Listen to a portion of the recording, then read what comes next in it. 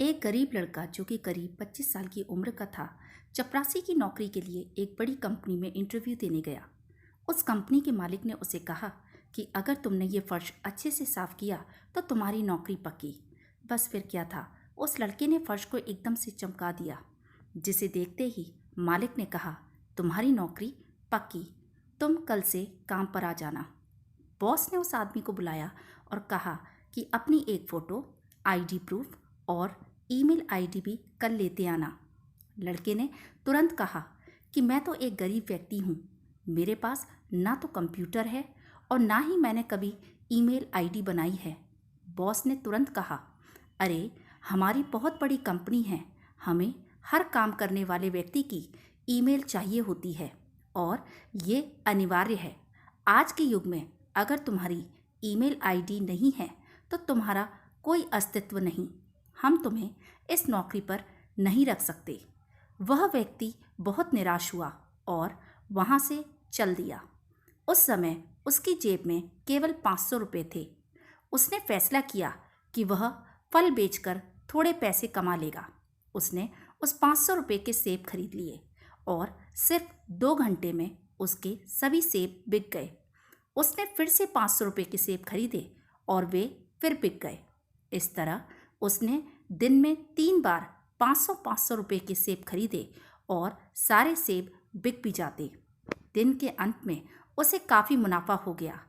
घर आकर उस व्यक्ति ने सोचा कि अगर मैं इसी तरह सेब बेचता रहा तो काफ़ी मुनाफा कमा लूँगा। उसने 6 महीने तक यही काम किया और जब उसके पास काफ़ी रुपये इकट्ठा हो गए तो उसने फल की एक रेहड़ी खरीद ली। अब उसका काम बहुत अच्छा चलने लगा।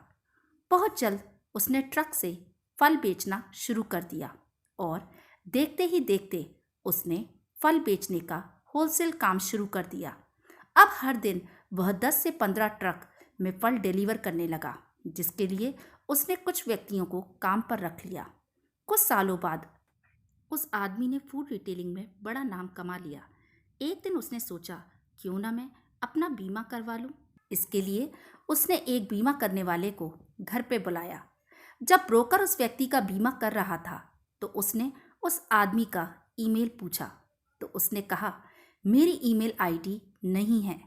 इंश्योरेंस ब्रोकर ने बड़ी हैरानी से पूछा कि आपका इतना बड़ा बिजनेस है लेकिन आपका ईमेल आईडी नहीं, ऐसा कैसे हो सकता है?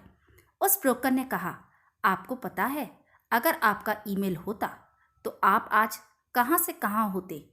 वह व्यक्ति थोड़ी खामोशी के बाद बोला, अगर मेरा ईमेल होता तो आज मैं एक चपरासी होता। ये बात उस इंश्योरेंस ब्रोकर को तो समझ नहीं आई, लेकिन आपको शायद अच्छे से समझ आ गई होगी। दोस्तों, अगर आज आपके साथ कुछ अच्छा नहीं हो रहा है तो निराश मत होइए। जिंदगी में आगे चलकर कई नए रास्ते खुलेंगे, कई मौके मिलेंगे। इसलिए हमेशा कोशिश करते रहिए और मात्र एक हार के बाद धैर्य मत खोइए। क्या पता कामयाबी शायद आपकी अगली कोशिश की प्रतीक्षा कर रही हो।